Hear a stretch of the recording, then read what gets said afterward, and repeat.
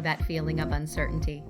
You've learned that you will be interacting with a deaf coworker, customer, or patient, but have no idea what that entails. You're unsure about how to respectfully communicate with a deaf person, and you're likely nervous about the addition of an interpreter. Whether this is your first time using a sign language interpreter or you're a seasoned ADA pro, here are 5 simple pointers to ensure your event is an inclusive one. Tip number 1. Speak and look directly at the deaf individual. Tell him that I got his lab results and everything seems to be fine. Can you identify what this doctor did incorrectly? You're right. She neither looked at nor talked directly to her deaf patient. Ouch. Could you imagine how uncomfortable it might feel to be a sick patient in that position? Now let's see how the interaction could have gone better. Hi, I got your lab results and everything seems to be fine. Now that's much better. The doctor is looking at her patient and addressing them directly. Now a more trusting connection is formed between the two individuals. Tip number 2. Prepare your interpreter. This second word of advice helps ensure communication goes smoothly. If you are planning a presentation, class, or workshop, it is vital to prepare your interpreter by sending preparation materials to ICS at least 1 week prior to your service date. Presentation materials ensure your interpreters understand and have translations prepared for the content you intend to present. Materials can include an agenda, PowerPoint, biography, video clip, or a song that will be used or presented on the date of your request. Similarly, it is important to remember interpreters often work in multiple fields, sometimes even in the same day. Acronyms and terminology from one field are often different from that of another, so it is a time-saving practice to brief your interpreter on any industry-specific jargon you intend to use to avoid confusion or clarifications later.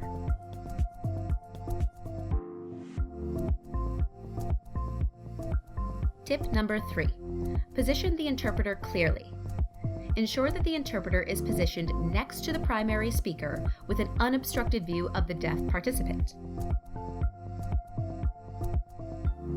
No need to ask what went wrong this time.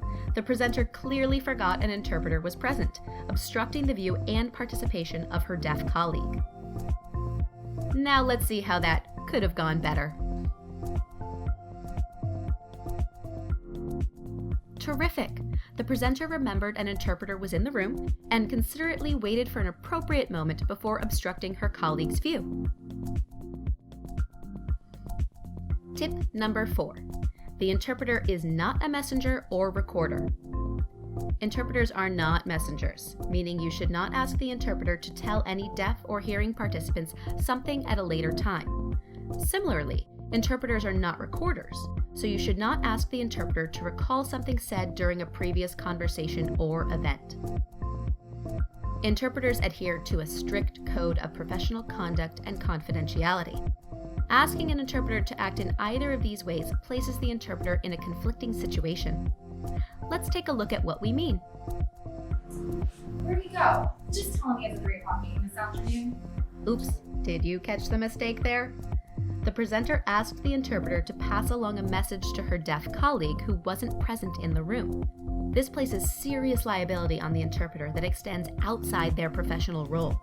What's worse, if the message isn't delivered, the absent deaf colleague could face the unfortunate consequences of their coworker's poor decision. Now let's see what could have gone better. Oh, he already left.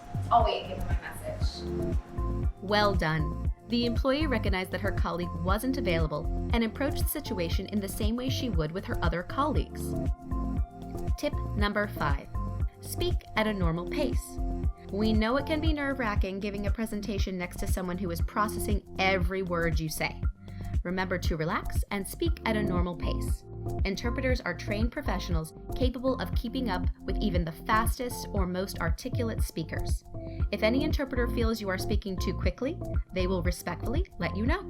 Hello everyone. I became fascinated by marketing in college. The concept of personal branding and what it could do for me. Well, that was awkward. The presenter is clearly uncomfortable and unfamiliar with how interpreters work. let's see a better approach. A little information about me. I became fascinated by marketing in college, especially the concept of personal branding and what it can do for me. Now there's a confident presenter who knows how to use an interpreter. There you have it. In just 5 quick tips, you learned how to effectively work with a sign language interpreter. Still have lingering questions? Don't worry, simply visit inclusiveasl.com to view answers to frequently asked questions, read up on our informational blog posts, watch additional videos, or to shoot us a message. Rest assured that ICS is committed to being your informational resource for equal access and inclusion. The world awaits you. Be included.